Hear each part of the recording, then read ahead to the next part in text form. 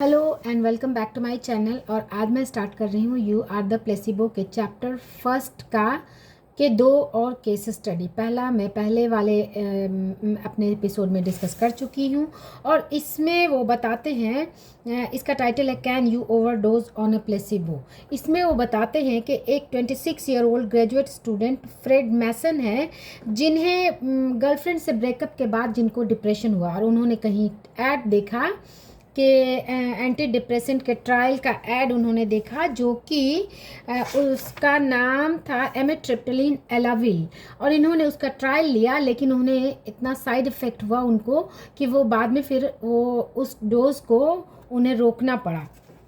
लेकिन फिर अचानक से उन्हें याद आया, उससे अपनी गर्लफ्रेंड से बात करने का दिल किया और फिर जब उन्होंने बात किया तो आर्ग्यूमेंट हो गई और आर्ग्यूमेंट के बाद वो आउट ऑफ इम्पल्स उन्होंने वो एंटी डिप्रेसेंट की 29 गोलियां खा ली।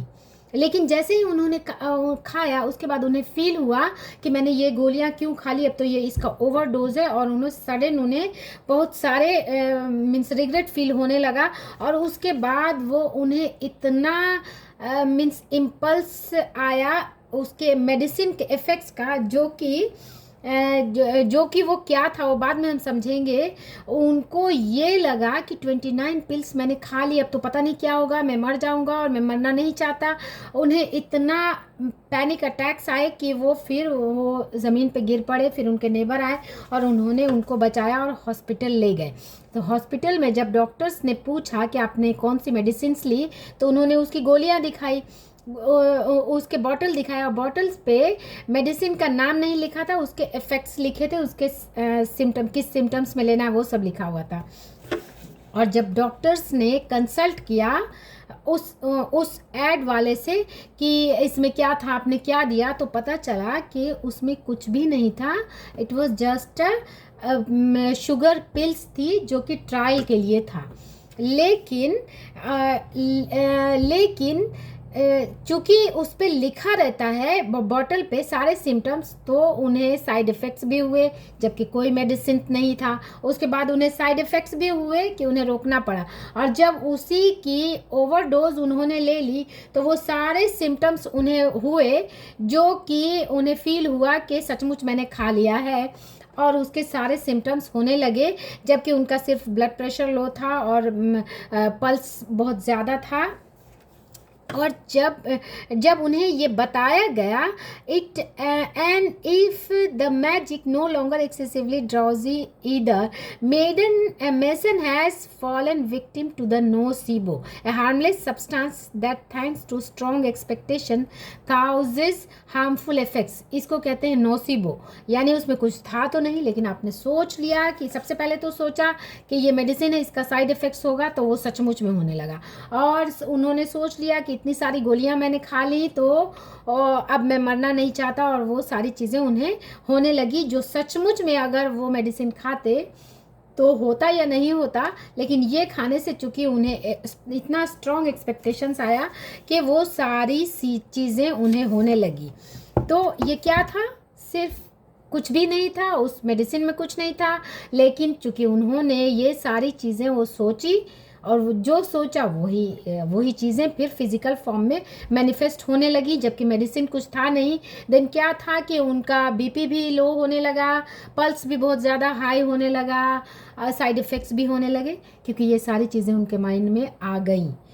तो यही कहने का ये मतलब है कि जब आपके माइंड में आते हैं तो ही वही सारी चीज़ें फिजिकली फॉर्म में मैनिफेस्ट होती हैं। सेकेंड केस है क्रोनिक डिप्रेशन मैजिकली लिफ्ट्स। इसमें वो बताते हैं जेनिस शॉनफील्ड जो कि 46 ईयर ओल्ड इंटीरियर डिज़ाइनर थे, had suffered a depression since she was a teenager. जब वो टीन एजर थी तब उन्हें बहुत ज़्यादा डिप्रेशन था और उन्होंने एक टेस्ट के लिए एक एंटी डिप्रेसेंट कॉल वेनलाफैक्सिन एफेक्सर, उसके लिए उन्होंने ट्रायल लिया।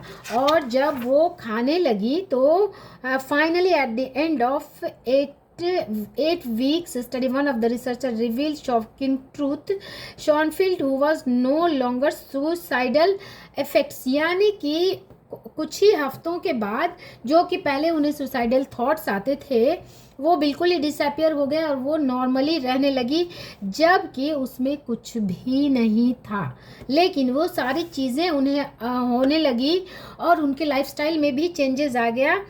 और आगे ऑथर लिखते हैं कि the patient like Schonfeld who had improved on the placebos hadn't just imagined feeling better, they had actually changed their brain wave pattern।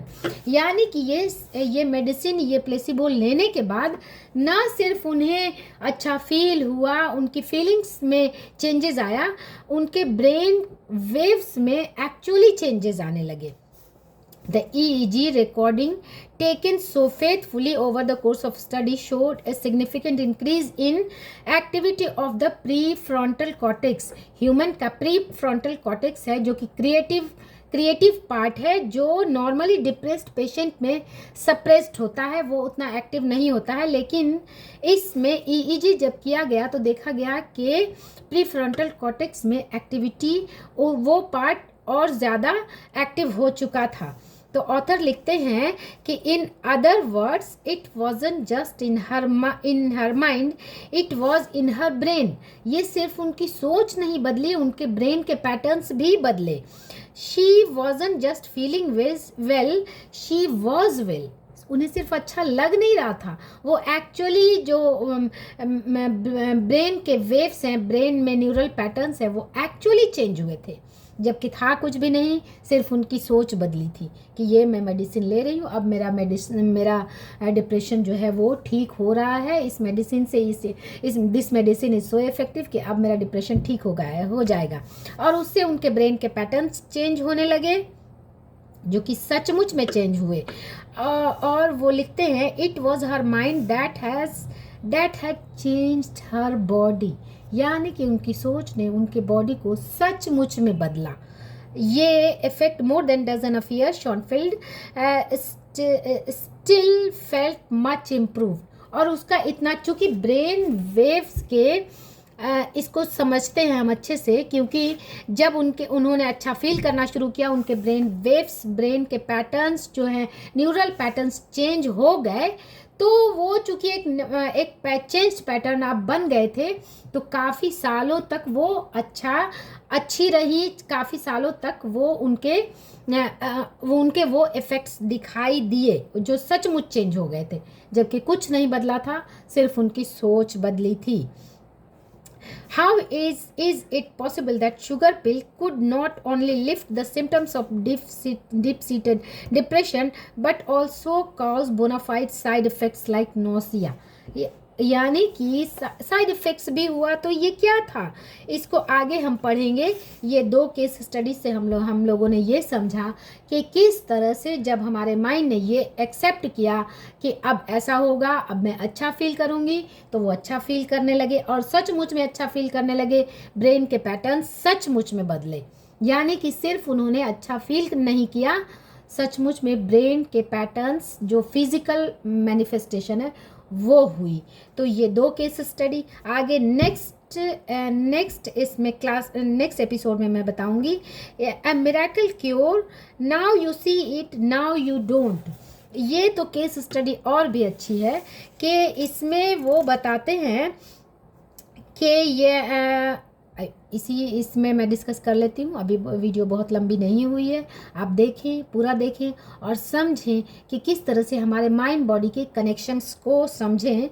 In 1957, UCLA psychologist Bruno Klopfer published an article, उन्होंने publish किया, mister Wright, जिन्हें advance lymphoma of cancer था, उसमें जो कि नेक, groin, armpits में वो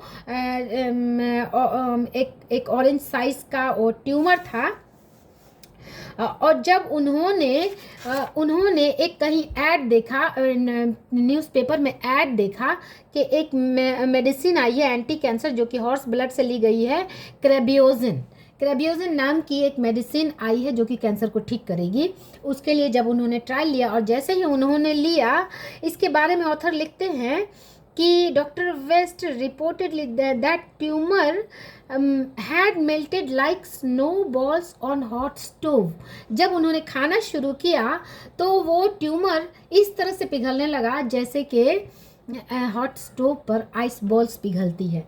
फिर अनदर कुछ दिन के बाद न्यूज़पेपर में रिपोर्ट आती है कि क्रेबियोजन कोई इफेक्टिव मेडिसिन नहीं है, इसका इफेक्ट बहुत ज़्यादा नहीं पाया गया। तो ये पढ़ते ही अगेन जो ये थे मिस्टर राइट, उनके लिम्फ ग्लैंड्स फिर से बढ़ने लगे और फिर डॉक्टर ने उन्हें समझाया कि कोई बात नहीं, ये उतना इफेक्टिव नहीं है, इसका एडवांस्ड वर्जन आएगा। लेकिन अगेन फिर उनको दिया गया, अगेन उन्हें प्लेसिबो दिया गया क्रेबियोजन की जगह। तो देखा गया कि अगेन फिर उनका जो ग्लैंड्स है वो डिसअपियर होने लगा। लेकिन फिर से वो न्यूज़ में वही आई कि it is not effective. And then जब ये न्यूज़ उन्होंने पढ़ा तो उनकी सारी होप चली गई। एंड लिखते हैं, ऑथर लिखते हैं कि worthless, no longer believing in the possibility of health, he returned to hospital hopeless and 2 days later he was dead। यानी जैसे जब उन्होंने ये पढ़ लिया दोबारा कि नो इट्स इफेक्टिव ड्रग नहीं है, तो अब उनकी होप चली गई और 2 दिन के बाद घर आने के बाद उनकी डेथ हो गई। तो ऐसा क्या था, जब उन्होंने पढ़ा और उनको होप जागी और वो ट्यूमर डिसअपियर हुआ। जैसे ही होप लॉस हुई, ट्यूमर फिर से बढ़ने लगा और जैसे ही वो पूरी तरह से होपलेस हो गए तो अल्टीमेटली उनकी डेथ हुई। तो ये स्टेट ऑफ माइंड जो है कैसे थॉट पैटर्न्स के साथ बदला, किस तरह से, ये पूरी केस स्टडी बताती है। अनदर केस स्टडी है the knee surgery that never happened. इसके बारे में मैं नेक्स्ट किसी एपिसोड में बताऊंगी कि नी सर्जरी जो सचमुच हुई नहीं, लेकिन कैसे उसका क्या इफ़ेक्ट पड़ा। फ़िलहाल ये वीडियो आपको कैसा लगा और इससे आपको तो मुझे कमेंट करके बताएं, ताकि मैं आगे और इस सीरीज़ को और मैं आगे बताऊंगी, क्योंकि इसमें बहुत सारी मेडिकल टर्मिनोलॉजी है जिसे समझ लेंगे तो हम माइंड बॉडी के कनेक्शन को समझ सकते हैं, हम अपनी लाइफस्टाइल को और इम्प्रूव कर सकते हैं और ज़्यादा हेल्दी बन सकते हैं। तब तक के लिए बाय बाय, टेक केयर।